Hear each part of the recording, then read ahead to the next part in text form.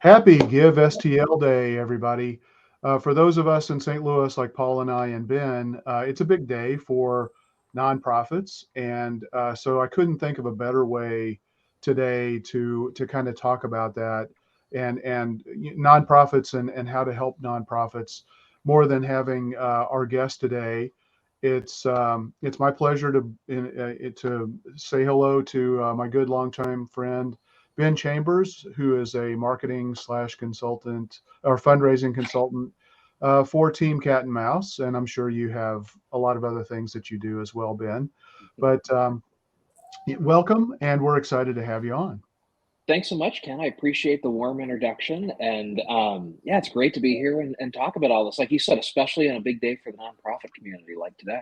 Yeah, absolutely. So nonprofits are just like many other small businesses. They still need to get the most out of limited marketing budgets. Today, we're going to talk with Ben to see, and get his ideas on how you can make a nonprofit stand out and take advantage of and maximize the limited budget and limited staff capabilities that you have. So I will get started. Ben, what is the biggest flaw that you see that most nonprofits have in the way of marketing themselves? So the flaw is it's an easy one to point out and a glaringly obvious one. It's that a lot of nonprofits don't market themselves. There's a lot of focus on marketing programs or kind of marketing with funders, but in terms of having an outward facing public image where people can learn more about you, learn about your mission, connect with your impact on the community. There's a lot of people who just don't know how to do it. Maybe it's they don't have a Facebook page or have an email campaign or have any kind of consistent branding or anything that they can use to repeat over and over again when they need to get a message out to the community. So what we really encourage people to do is even if you have all the stuff you have to do to really get to where you want to be, you have to start somewhere, and the starting somewhere is such a challenge for people. So if you're out there and you're in the nonprofit space and that's a struggle for you, it's not insurmountable. It's something that it can be done with diligent, deliberate effort and in a way that's relatively cost effective, which is frankly the biggest barrier I think most nonprofit leaders have when they think about doing anything in the marketing space. Yeah, I mean, it really gets down to what is your core message and Hmm. crystallizing that and being able to effectively communicate it to people so that they can understand what your mission is and what you're all about and ask and you've got to ask for their help.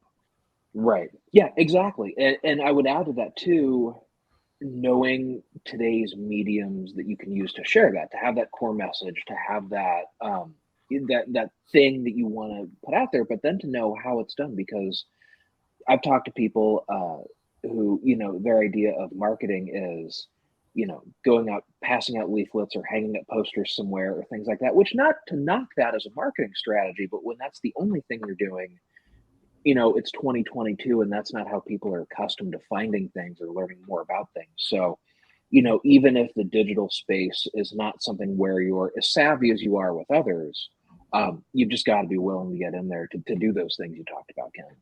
Yeah. All right.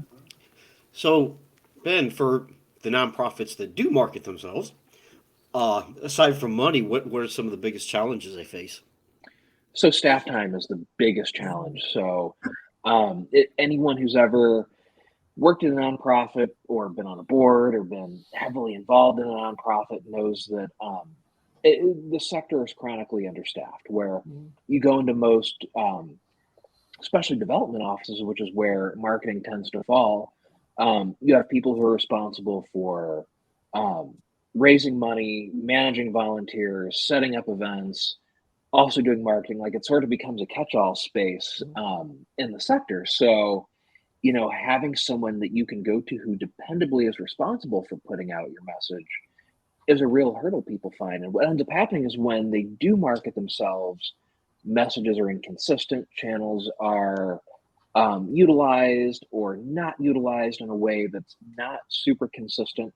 And it ends up creating an image that can be somewhat unprofessional and something that doesn't build a lot of trust with donors and community partners.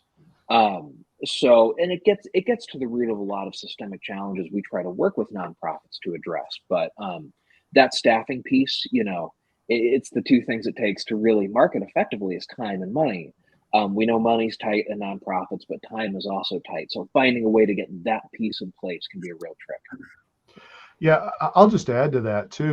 I think one of the things that happens as a result of that, a big consequence is that whenever there is marketing done, it's usually done late in the game. I mean, if you're doing any kind of an event, if you're starting your marketing campaign less than 6 weeks out from that campaign, you're missing a big opportunity. Yeah. But for a whole lot of reasons, people are pulled so many different ways. The marketing that they do often starts too late to carry the full impact. I mean, we see it. I mean, I work with a nonprofit, and it's a struggle. It's not for lack of trying. It's not for lack of desire. Like you said, Ben, it's due to limited time and limited money. So. Right. And that's a great point about marketing events. And it also speaks to where people have their most success in the nonprofit space, which is individual relationships. So, you have an event coming up, usually you call your donors, you call your friends, you send an email out to people really care. And that's where, a good percentage of your engagement and your attendance and everything comes from. But then you do that, then you realize 3 weeks out, oh my God, I haven't posted on Facebook or sent an email blast about this. And you're right, at that point, it's way too late in the game. And it sort of builds in this inertia where, you speak to your core audience really, really well, but that core audience never grows because you're underutilizing the tools that would add to that over time. Yeah. That's interesting too, because I see a lot of commonalities with what you're saying, Ben, with not-for-profits. And I have sat on a couple boards and I've definitely witnessed that. But also with small businesses who maybe aren't ready or they're reluctant to hire an agency to help them. They try to do it in-house and it's the exact same symptoms, right? They just don't have the bandwidth to get the work done or to do it well. So that's it's that issue of Facebook is free, so why should I pay anyone to do this for me? And you pay in other ways.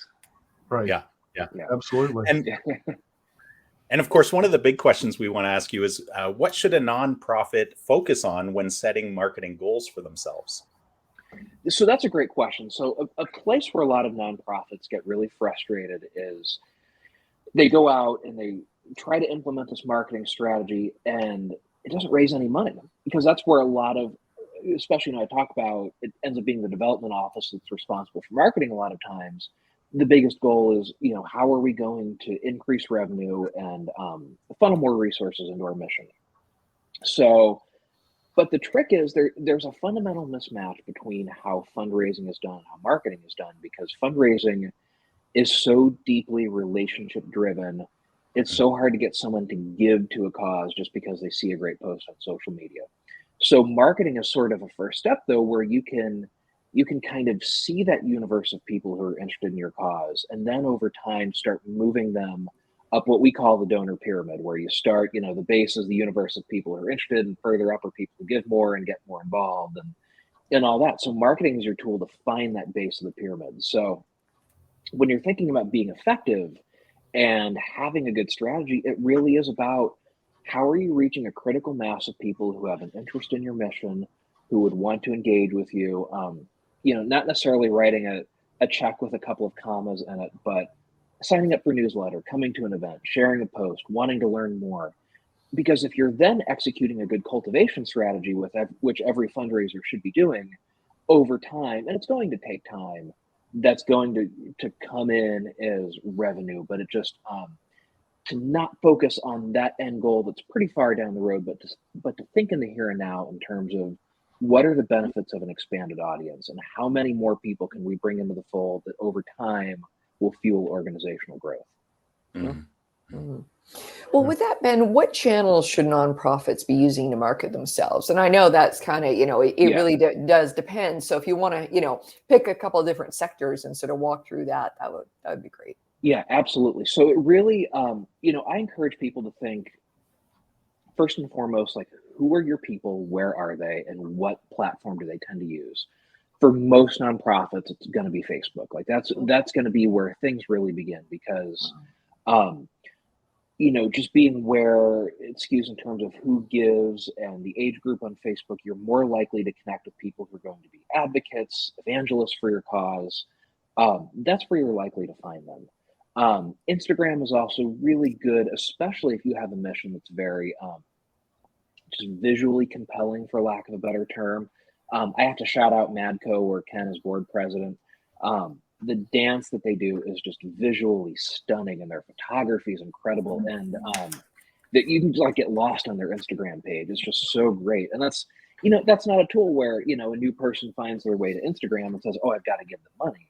It's a tool where you find them on Instagram and say, "I want to learn more about them. This is really cool. Like, I want to see what these shows are like. I want to see what they're all about." And then that begins a journey that hopefully leads to something bigger. Yeah. And if thinking beyond those two, Twitter's hit and miss. I haven't seen a lot of nonprofits that aren't huge engage all that successfully on Twitter. It can be done, but you really have to have the resources to put a lot of time into it. Especially true, I've talked to a few people lately who are working with nonprofits that are getting in sort of more of a Web3 space, who've talked about NFTs and crypto, and I know Twitter Spaces can be big for that. So that's something I think we're all learning very quickly as it happens. So if that kind of touches your mission, to think about that. And then TikTok is something, if you've got kind of along the same lines of Instagram, if you've got that visual, that movement type of piece that can really be compelling on there, along with staff and just leadership, whoever that might be in the marketing space, who understand TikTok, because you don't want to embarrass yourself. It's easy to like. I'm on TikTok. I probably consume too much of it, but I know I don't have the creativity to make things for it. It wouldn't go well. So, knowing that you've got the people who can make things, but make the right things to really, put a positive face in your organization out there. Yeah. So one thing that I didn't hear you say is email marketing or SMS, text marketing. Yeah. Talk about those. How are nonprofits, are those important channels for them? Thanks for bringing that up. Email, yes, especially. Email is so versatile and such a platform where it's so easy to engage people. And it's the one where, if you're going to have fundraising success as part of your marketing strategy, email is going to be where it happens, because, you think of scrolling through, let's say, Facebook, the amount of information you consume just in the course of a few minutes on there is overwhelming, and you're unlikely to get that like intense emotional connection that has to come in to drive someone to make a gift. But email, you've got people are still kind of parsing through information quickly, but you've got more of a captive audience and more of a chance to really make a case to say, we're looking for your support because we want to have XYZ impact on the community. So it takes time to build an email list. It takes really having successful events, successful newsletters, the types of things that compel people to give you their email addresses. But it's a really effective tool, and something that should be right up there with Facebook and Instagram as kind of your primary platforms. And with text messages, it's an interesting question. It's something that nonprofits need to do more of, but so few are actually doing effectively right now, at least the ones that aren't the big players, the multi-state, national level organizations with huge budgets. They've kind of gotten into that space and done it well. But as you get closer to the grassroots level, it's an underutilized tool. So I can't say I have the knowledge on how it's done effectively, but I can say it's something that if you've got the resources and if you've got the right people like Ken in your corner who know how to do that stuff, it's certainly an innovative and probably effective way to reach people.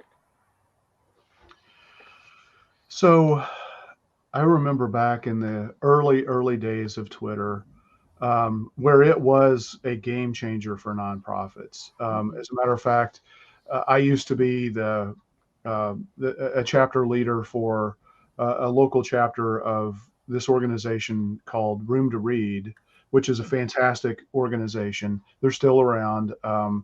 They actually had partnerships with Twitter. In the early days, Twitter was very active. I think there was even a Twitter wine that was available where if you purchased the wine from Twitter, you got, a donation as a part of your part of that, purchase went towards a donation to the organization that, in this case, Room to Read, which is pretty cool. So that kind of leads me into one. I want to make sure we talk about partnerships because I think that that's an important marketing channel that everybody needs to be looking at. But before we do that, what are maybe like some of the more underutilized marketing tools that nonprofits are using? It's a great question. So I think the biggest thing that's it's not underutilized in the sense that people aren't doing it, but underutilized in terms of its ability to reach its full potential is email marketing. Touched on it a little bit before. It's such a versatile tool, and especially as you think about having people don't have a strategy with email. They decide they're going to send something, they throw it together and they put it out. But having a schedule of saying, okay, we have this event coming up in July, so we're going to do an announcement email in May, then a couple in June, then we're going to have something to really close sales leading up to it those first few weeks of the month. Using it as a resource that can be deployed strategically in that way to market, to ask for money, to connect with people in the community. So that's something that people don't really get enough use out of. But the other one that is scary for nonprofits and that you really do need some help with, but really is something where they can gain a lot of ground quickly is paid advertising and paid search. You really do, especially if you're doing paid search, need an expert in your corner to help you out. But, having the tools to not just throw things out there, but to reach the markets, to reach the people you really want to reach in a way that's super cost effective, because a lot of people think of paid advertising. They think they're going to go buy a spot on TV or radio or, buy a block in the newspaper. And it doesn't have to be that level of engagement. You can really cost effectively use a tool like that. So that's something where email is underutilized from a strategic standpoint, but paid search and paid display advertising are really just not touched at all by those grassroots organizations, who I don't think realize it's not completely out of reach for them. Yeah, I would also jump in. I mean, we talked about text messaging marketing just a few minutes ago.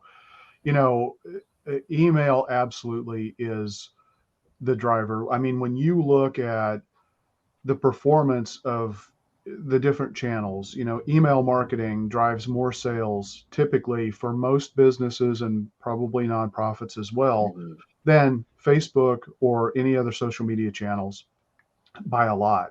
I mean, the engagement levels, the open rates, you look at it. I mean, email wins over and over and over again. Text message marketing, from an open rate perspective, is off the charts compared to anything else.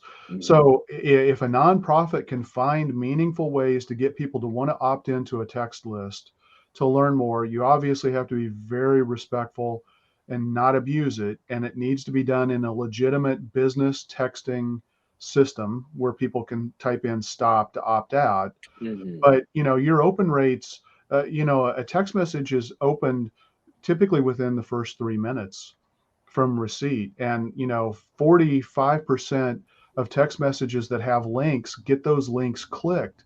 Nothing else comes even close. So, if you have events, text message marketing is a super powerful channel because it's a great way to send reminders to people. Hey, it's only a couple of days before this happens, stuff like that. You have to be careful with it, but text message marketing, I think, is something that everybody needs to be taking a look at. Yeah.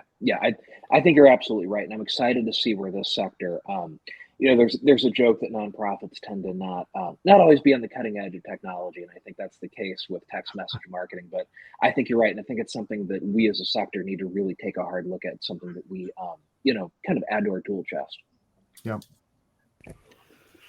So Ben, you already mentioned that money and staff are the biggest challenges. So how should a nonprofit prioritize their resources? So the thing you want to do is you want to, you need to sit down and figure out, um, before you really embark on implementing a clear marketing strategy, the two things you have to figure out are how much money do you have to spend on this and how much time do you have to put into it. So that might be, having a staff member say, like, yeah, I can spend 1 hour on this a week. Maybe you have a few $100s a month to spend, maybe you don't. But once you know that, once you have a clear commitment to do it, which is the important piece, because a lot of times we dream up these great ideas, like we're going to go put things on every platform and we're going to do all this stuff.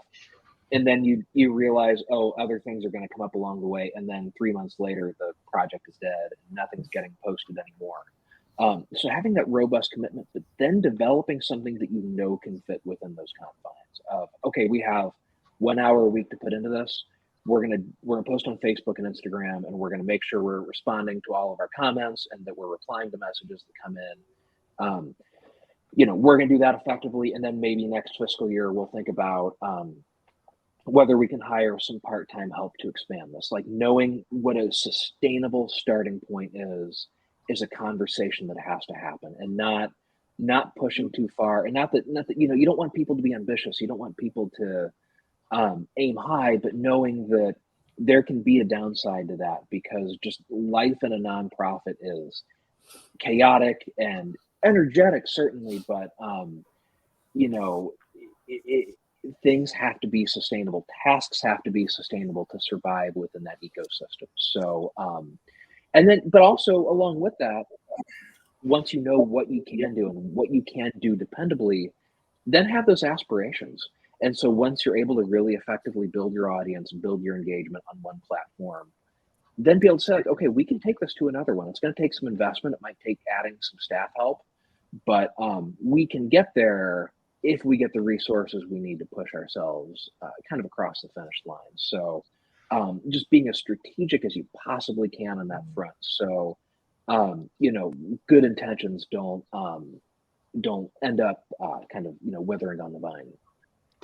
So I would assume that I mean I would think that this is a real challenge for nonprofits, but it's also a massive opportunity, and that is marketing automation.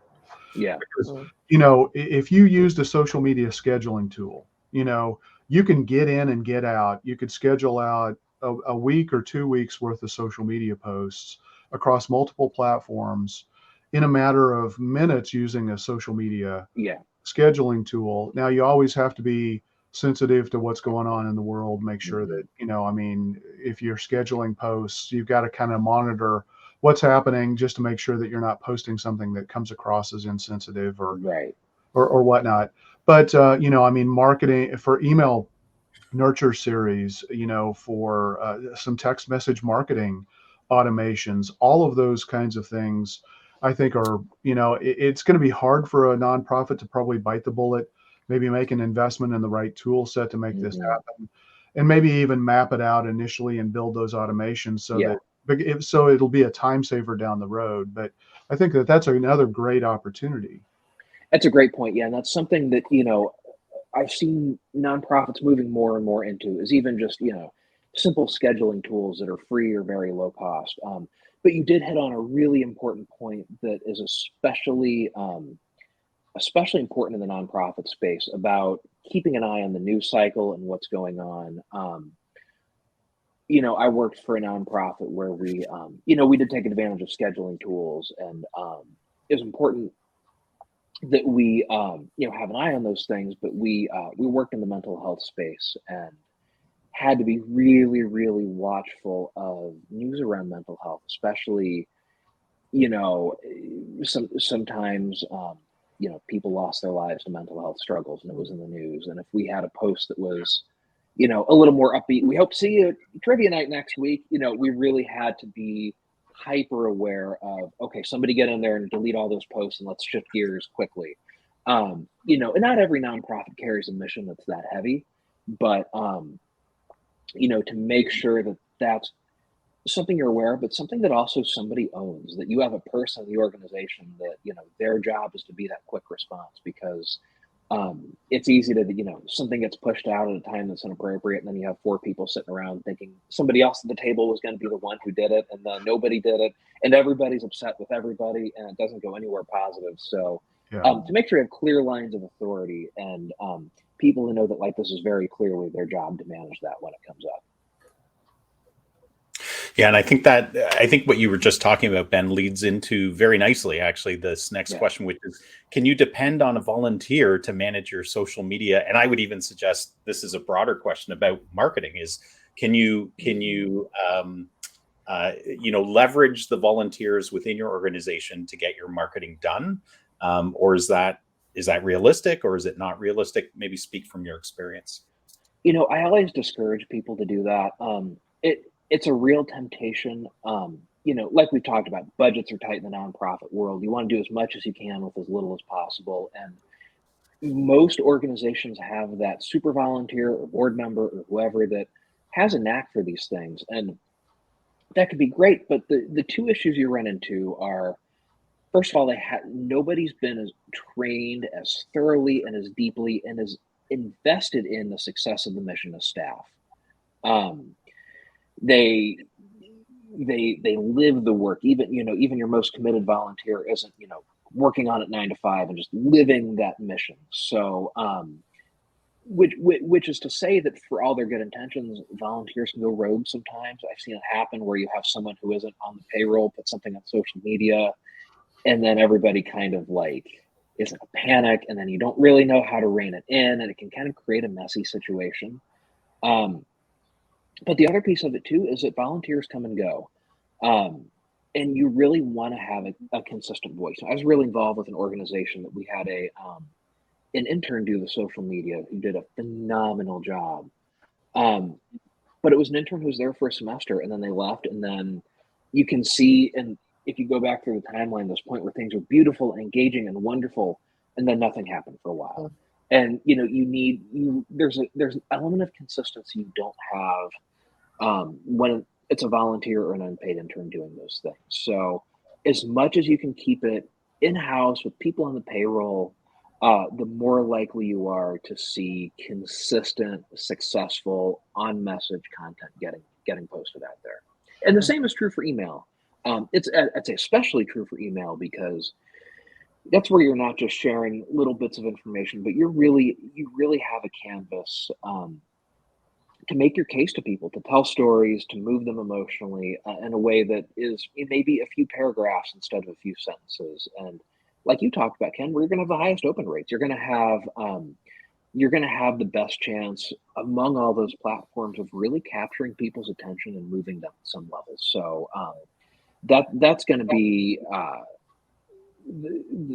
something where you're really going to want to have someone who's in-house responsible for that. Yeah. And quick question for you, Ben. Yeah. You talked about the difference between a volunteer and staff. What about volunteer staff or outsourcing it to a team like yours? Because you have the expertise. Maybe you can talk a little bit about that, because I think that would round out this question well.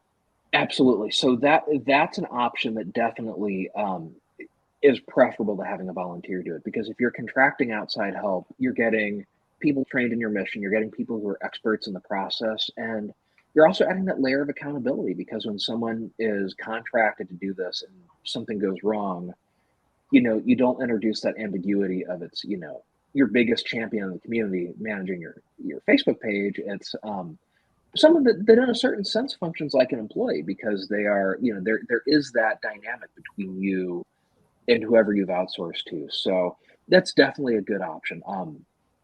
I encourage people to really do their homework when they bring in someone from the outside, to know not only their character, but who they've worked with before, what they've done, to make sure that, if your nonprofit is speaking to a sensitive issue or to something that really takes a lot of care to talk about, that you're handing this off to someone who understands the gravity of your mission and the importance of your work. But it's certainly a strong option if you don't think it can be done reasonably well with the staff resources you have in-house. Mm-hmm. Now, Ben, if a nonprofit is ready to pay for advertising, Which channel should they look at first, and what would be a good first step? So Facebook is always my go-to. You Hmm. know, marketing is or advertising, I should say, is cost effective. And there have been some interesting studies that have been done that I've kind of tried to replicate over the years. Several years back, there was a public radio station. I worked in the world of public media for a long time, but during a fund drive, they did an A/B test where they targeted ads on Facebook to one of the email lists, and they didn't target ads to the other list. And the Facebook ads didn't generate any revenue, which was not a big surprise. But the email list that received Facebook advertising gave more than the list that didn't. Which goes to show that, and it wasn't a big investment. Probably wasn't more than a few $100s that they spent to do that. And this has been 6-7 years ago that they did this, I think. But there are ways there can be secondary effects that drive fundraising, but also goes to show that that's a tangible demonstration of the impact a little bit of investment on Facebook can have, especially if you know where your supporters live, what their age group is like, what their interests are, because you can really on a granular level target that advertising and get in front of them. And you can put the thought in beyond just, here's $50, boost the post, but how are we really going to set this up as something that is targeted well to them?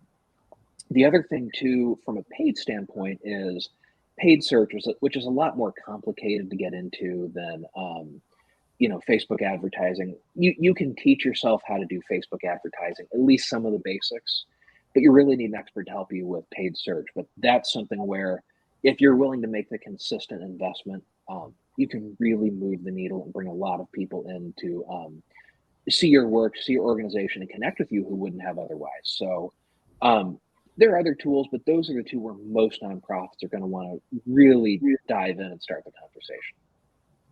And what about retargeting? I heard the example you gave was about kind of that layering effect that can happen. Do you guys use retargeting a lot in the nonprofit sector? Yeah. So that's one where the organizations that are doing it effectively are a little bit larger. When I worked in the world of public media, we used retargeting pretty effectively, but it's another one where I'd caution you really need outside help to make it work, because most people who are A, not experts in it, and B, juggling a whole bunch of other priorities probably don't have the ability to execute that effectively. But if you can find the right place to outsource or hire, a full-time marketing director, let's say in the best case scenario, that's another really effective tool to stay front of mind for people. Cool. Well, you can also take your email list and turn that into a targeted Facebook advertising list as well, like you said, so that that's, it's an amplification process, because, we talk a lot about omnichannel. We're all big believers in omnichannel, meaning you need to use several different channels and you need to have multiple touches to be able to reach people. It's not a one and done, I think that's another mistake a lot of nonprofits probably make. They send out that one email blast and they don't get the result, and they're like, what the heck? Yeah. So, which really kind of leads to a question. We haven't really used this word enough in this conversation, but the word strategy. We're also all big believers in strategy here, and so, spending some time to develop that marketing strategy, and laying it out and making the assignments, figuring out the channels, identifying the ideal customer personas or the people. Well, in nonprofits, you have to identify both program recipients, but also donors, so it's like your mission is the nature of what you do actually makes it a little bit more complicated from a marketing perspective, because you really need to have a two-pronged approach. Having said that, let's talk specifically about PR. What's a good strategy for a nonprofit in regard to public relations? So it's thinking about it the exact same way you just laid out with social media, of when do we need to have visibility? When do we want to have someone in front of a TV camera or something printed in the newspaper? And then kind of building out backwards. Then when do we need to get the press release together? When do we really need to make a push? And I encourage nonprofits to kind of leverage that inherent skill set to build relationships that you use with donors and community partners, to also network with the media, to know who are the people in town who have an interest in your mission. And if you have something really compelling, you can shoot them an email, and there's a good chance they'll send a camera crew over to give you that visibility. But it's also another place where I really encourage people to think about outsourcing. We did that in a previous job where, we were an organization that was doing tremendous work, but we just didn't have the visibility we wanted. Like, we knew if this was out there enough, it might catch fire and people really would want to get involved with it. So we contracted with someone who really worked the phones for us. They called up reporters, they called up TV stations. We got our executive director on TV several times, and it really paid dividends. So don't be afraid to go that route, because it's going to be an investment, but it's going to pay off, because earned media does so much to add legitimacy to your organization and to open the door to new markets for you. So develop a strategy, think through what you need to do, think backwards from the end date and what you need to do to get things implemented effectively. But when all else fails, don't be afraid to ask for help, because it will pay off in the end. Yeah, so you used the phrase I was hoping you would, which was earned media. I mean, this is obviously, you have to put a lot of hard work into it, but this is something that if you do it right and you do it with the planning and the forethought that Ben just talked about, can be largely a free resource for you. And I would think that the mission and the, ultimately marketing is about transformation. Nonprofits are about transformation, solving a problem that exists, and providing a solution to that problem, and showing that transformation. So I would think that there's probably a good likelihood that a lot of media in the day and age that we live in, where there's so much bad news, they're looking for opportunities, and maybe they can't donate the amount of time that we all probably would like to it, but they're always looking for, and probably very receptive to, talking with nonprofits who have a great story to tell and a great solution that they're providing, and helping the community. Absolutely. And because you're right, because most nonprofits, no matter the issue area, they're stories of hope. Because if you're working on hunger or gun violence, or just name any of the dark, depressing issues, usually those nonprofits have a solution. It may not be enough to fully fix the problem on a large scale, but it's enough to make people stop and say, okay, there's positive momentum towards stuff. Things are being done in our community that we can really be proud of. And news stations want to show that. And internally at an organization, there's so many secondary and tertiary benefits that you can take advantage of. Thinking about it as a fundraiser, a big thing I would always do when we got on the news, I'd take that link and I'd send it to, whatever foundation we're talking to, or whatever prospective donor that we're hoping to close a gift with, and say, hey, I just want to make sure you saw we were on the news yesterday. Because those things they inspire people, they fill them with hope, and they really make them want to be more involved with you. So it gives you that benefit of reaching that wider audience that you wouldn't otherwise have access to. But you can then take that tool and really leverage it to get people who are either already involved, or you're hoping to get more involved, and drive them deeper into that process with you. So the benefits are just huge in that way. Well, and also, I mean, especially from a partner perspective or a corporate donor perspective, they want to know that they're supporting an organization that is, I mean, and I don't mean anything negative about this, but, they want to work with somebody who's helping them to get eyeballs and ears and be known out in the community as well. And they like to align with those organizations that have that visibility.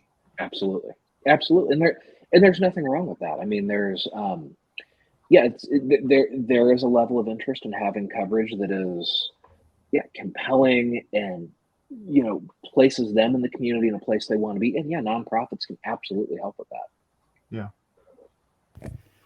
You had talked about TikTok a little bit earlier. So are there any sectors in the nonprofit that should really consider using it or that should avoid it?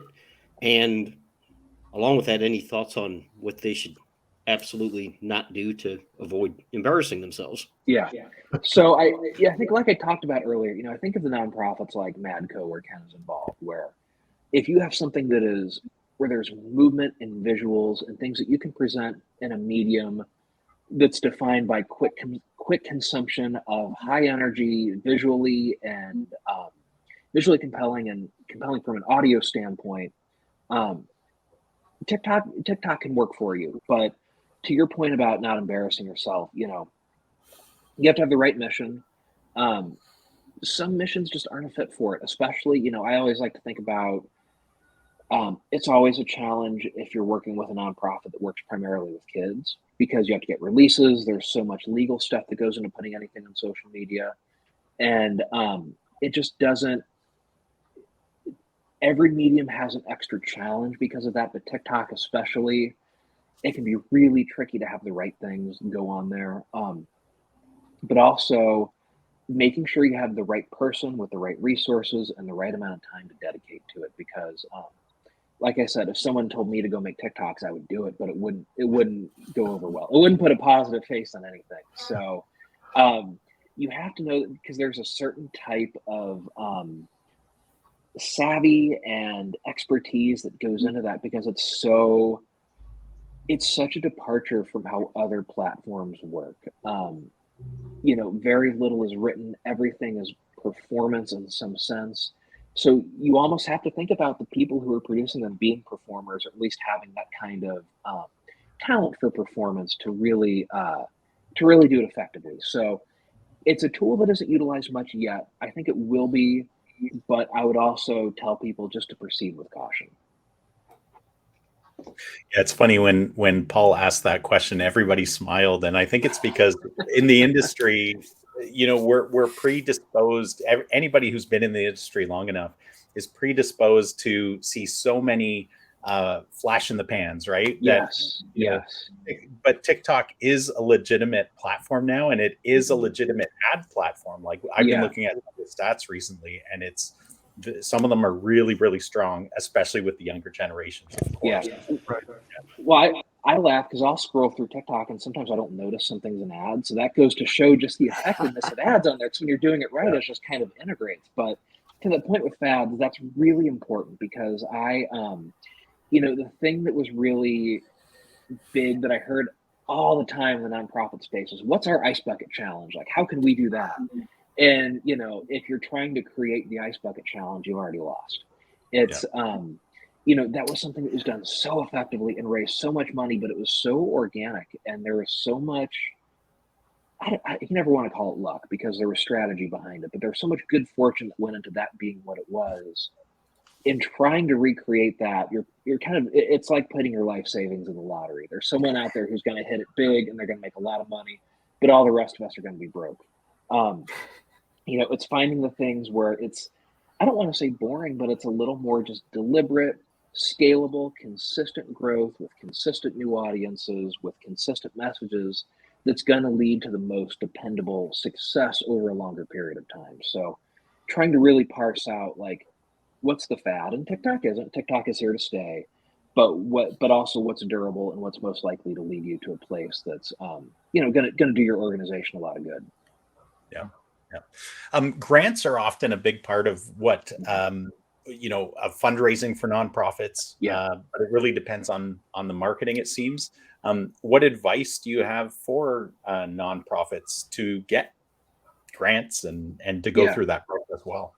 That's my favorite question. I do a lot of grant work. Grants are my favorite part of the nonprofit space. So, I like to think there are two components to that. So everything we've talked about up to this point, your outward facing image being consistent, appropriate, compelling, is going to do something in the grant space because people are going to look at your social media. They're going to evaluate you because a grant is an investment and they're going to want to see who they're investing in. But in terms of going out and actually securing grant funding, it's a much more granular and relationship driven process. So you're going to want to go out, first of all, and assess who in the community is giving grants and who in the community is receiving grants. Look at the organizations that are like yours. Try to see if you can find their annual report, find anything they've published, and see who's funding them, so you can see who's got an inclination to fund the kind of work that you're involved with. And then, it really is about finding those funders, doing the research, and building relationships with them over time. Because I always tell people, the vast majority of the time you submit a new grant application, you're going to be told no, but it's not no forever, it's no for right now. Because then you have a chance to get feedback, you have a chance to build a relationship, to pull them in. And as you're doing those other marketing things, as they're seeing your social media, as you're getting a feature on the nightly news that you can then email to that program officer, those things are going to build upon themselves to get you to the point where that no becomes a yes, then that first yes becomes a bigger investment year over year over year that takes your nonprofit to a new level. So grant funding is about patience first and foremost, and it's about having that kind of just savvy to see who out there is in the community, who is inclined to do what I do, and then being persistent enough to not get discouraged when the answer is no, and then to stay in front of them with the right message and the right information over a period of time until they end up in the fold for you.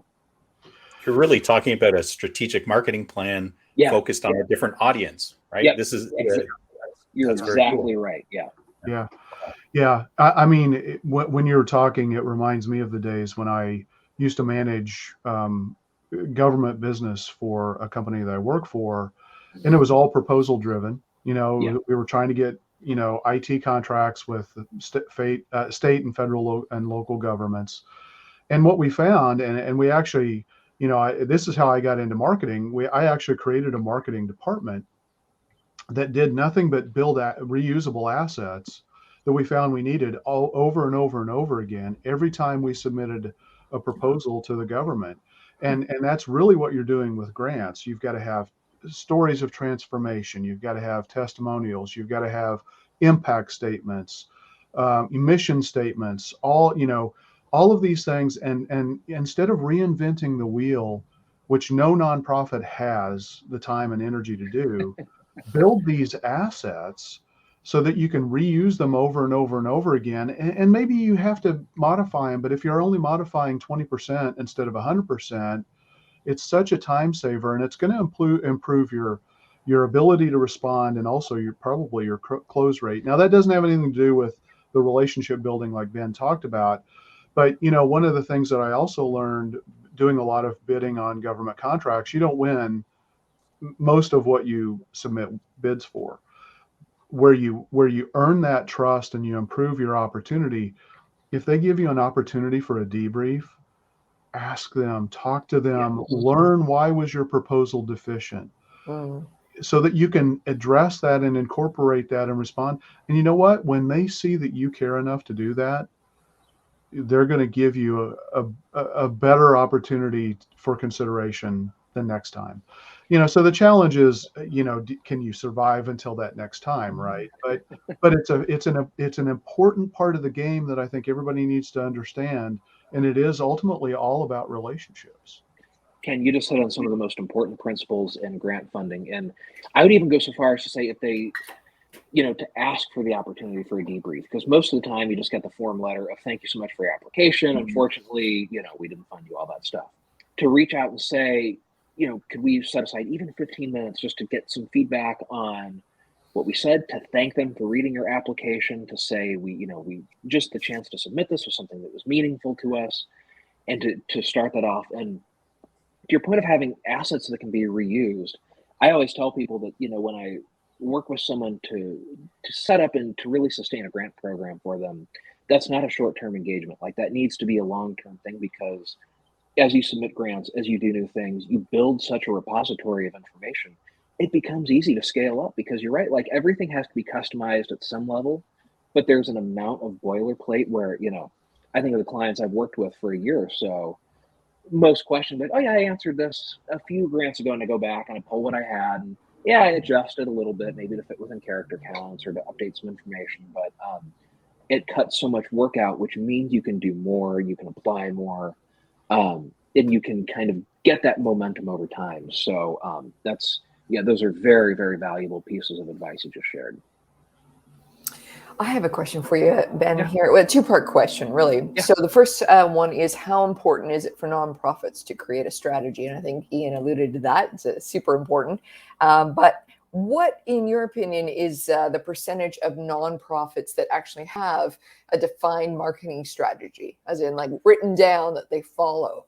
Yeah. Oh boy, putting a number on it is tough. Definitely a minority. Definitely, I'd say probably no more than 25%. It's a sector that as a whole knows collectively marketing is important and more of it needs to be done, but really, really struggles to get that off the ground, to get something either on paper, but then consistently executed once it's on paper, because it's the same joke that we have with strategic planning, that you make a strategic plan, it looks great, then it sits on the shelf and accumulates dust and nothing's done with it.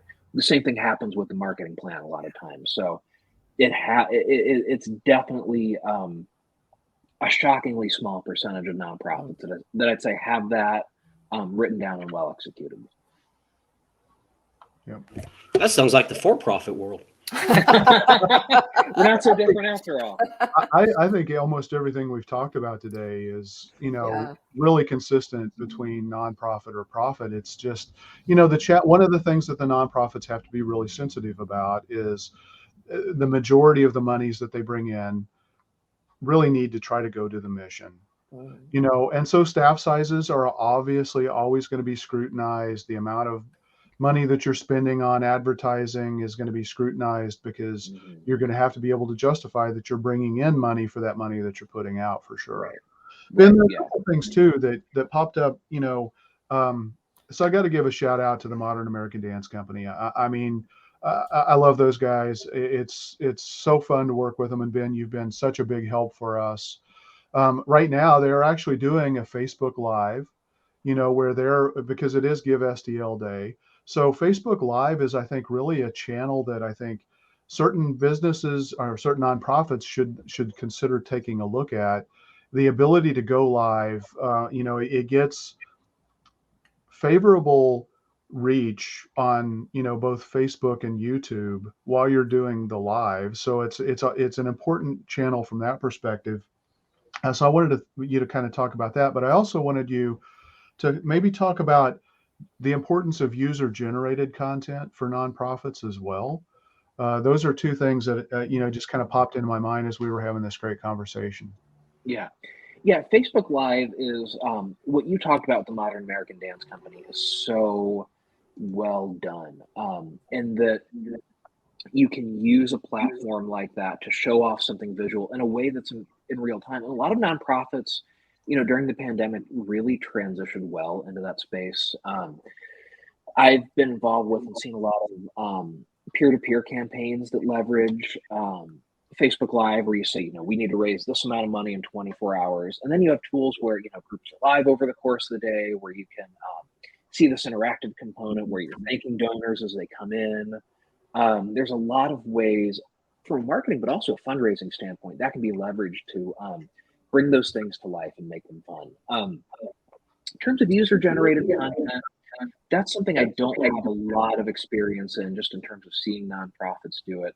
Other than to say, it's good if you're internal with an organization to really train people on how to be effective advocates for you on social media. We're big fans of putting together a social media toolkit for volunteers, leaders, board members, all those people. So they have kind of like pre-generated content they can just put out there to engage people and, start leveraging their network to get involved in an organization. So, important to think about it from that standpoint and the kind of training you provide along the way to make that a reality. Yeah. Ian and I talked about this, and I think we've talked about it on the podcast as well, like video testimonials. Those can be super powerful. Yeah. You can coach people, and there are tools that both Ian and I have that we make available to many of our clients that are always underutilized. But again, the power of when somebody can share their experience and their transformation that you don't get any better than that. So Right. if you can find ways to stimulate users, supporters, program recipients, audience members, in the case of the Modern American Dance Company, sharing their thoughts, their experiences, and how the performance transformed them, or how being in the program transformed them. That's as powerful as it gets. Yeah.